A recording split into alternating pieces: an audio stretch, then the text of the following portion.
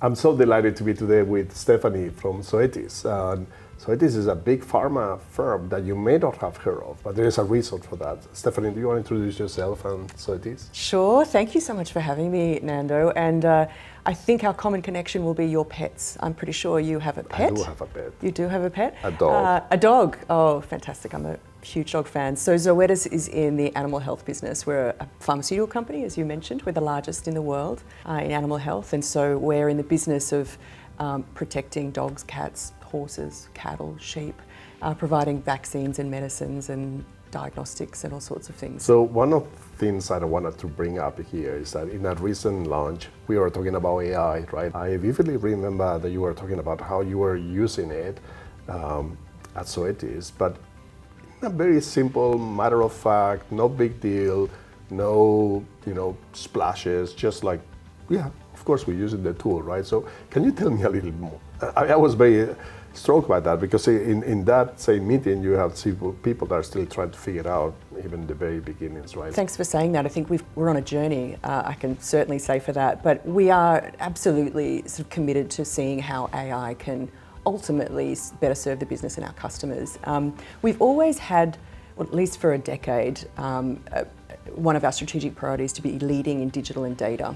Where for us it became an integral part of our business is when it moved from a tech conversation, a tech-only conversation, to one that's about business and customer. What does it do for me? Exactly, right? Like, the reason I'm pretty pragmatic and simple in the way I view it is my understanding of the tech is actually pretty limited, but I am really interested in the application of it in solving kind of business challenges and customer challenges. So once that sort of transition from being a tech tool to actually being an enabler for business was really where Zoetis got on board. We've been, I'd say, moving pretty quickly, but deliberately in the last kind of 18 months, 2 years or so.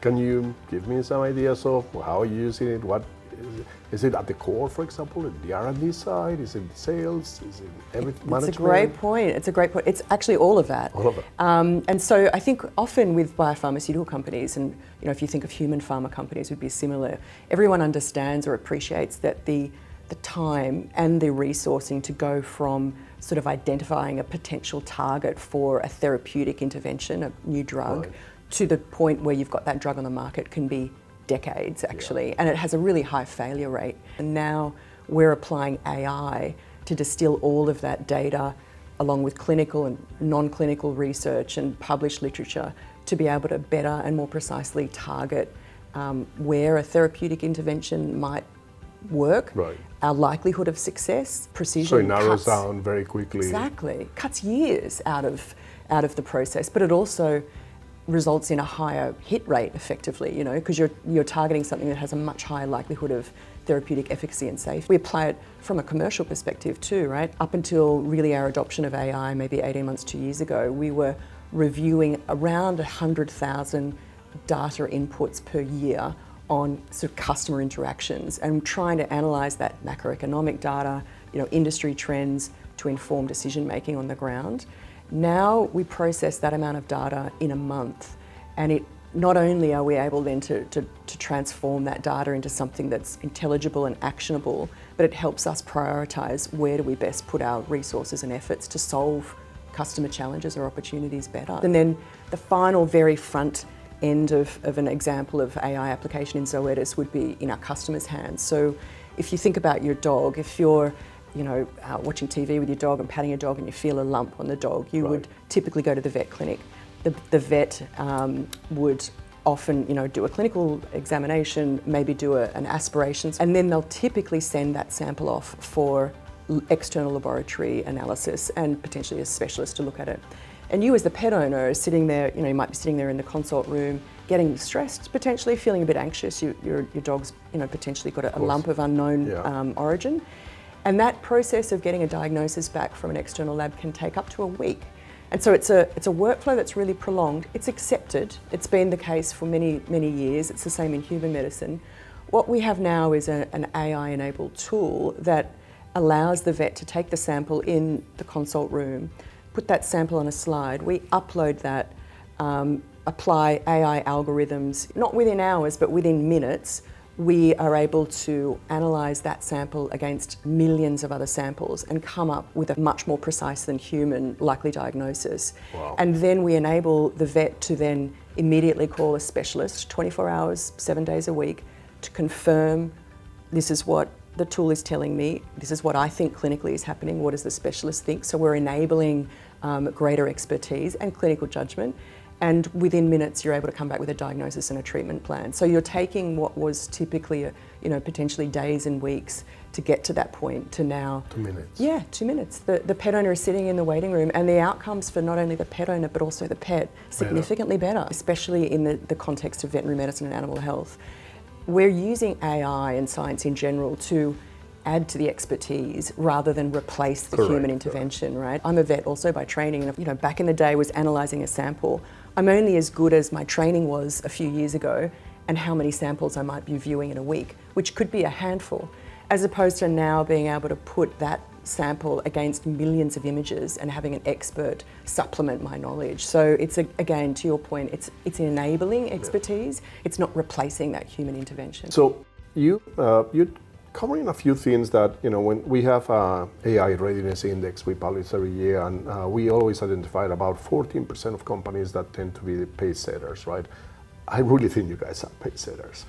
Maybe you didn't do it on purpose, but and the reason is because you touch on a couple of things that are very, that we see key success factors that pace setters have. One of them is that the data foundation. And you talk about a decade of you guys looking already at the data. Before people call AI, you probably were using machine learning, statistical analysis, stuff like that, right? Then the second thing is a deliberate strategy for AI. It's not just trying things anywhere in the company. You focus on key processes that can have an impact. That is a really difficult one, right? Because you're talking about R&D. How you deal with the change management issue, people now feeling that AI is here really to help them, not to replace them. And the way that you look at AI readiness is really interesting to me because yes, we are data rich. We have an enormous track record of clinical research converting into commercial products and innovation. But we have learned along the way as well, right? We have, failed in a few efforts that we've had on AI where the data and the structure of the data has not been right. I was going to ask you, any stories of failures? Plenty. Plenty, right? That's very common, right? Yeah, exactly. And that's you learn from the failures. Exactly. Leaders like yourself and certainly me in my role, part of it is to say if we're not failing every now and then, we're probably not trying hard enough. So have a culture where at least we're learning from those failures. And I think if you don't trust the data input, you're definitely not going to trust the outcome that we get to the other end. Or if you're not believing that the problem we're trying to solve is a worthwhile one to do so, adoption will be really slow. At Cisco, before we deploy any AI tools, we develop a framework, AI responsible framework. There's different names for the same concept is put in some guidelines and guardrails on how, for example, we will treat the data, right? Privacy, data bias. Probably a little to the latter. You're working in a sort of a pharmaceutical company, the IP protections as well as data governance is a core process. Yeah, exactly. It's a core process. So I would say that was foundational to Zoetis and our regulatory compliance and all those sorts of things. So we also have a cross-enterprise AI risk council who are ultimately making decisions on where to invest, how do we mitigate risks where it's arising, and kind of have a more strategic lens on the application of AI. My aim on these conversations we were talking about, there's some studies out there that say 95% of AI projects fail, right? And the statistic probably overall is correct, right? And let's not get there. But I think what it misses is that those that get it right, they get it right more often than not. Because you already have some of those foundations in place and a way to look into AI, your chances of success are much higher. We try and orient towards like solving a customer problem or a pain point or a friction point or a business challenge, but